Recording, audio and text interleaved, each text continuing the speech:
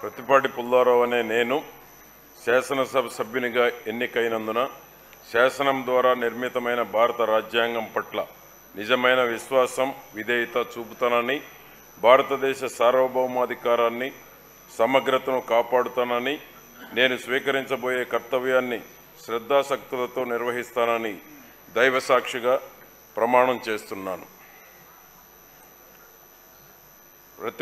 ఆంధ్రప్రదేశ్ శాసనసభ సభ్యుడినైన ప్రతిపాటి పుల్లారావు అనే నేను సభ నియమాలకు కట్టుబడి ఉంటానని, వాటిని అనుసరిస్తానని, సభా మర్యాదలను పాటిస్తానని, సాంప్రదాయాలను గౌరవిస్తానని దైవసాక్షిగా ప్రమాణం చేస్తున్నాను.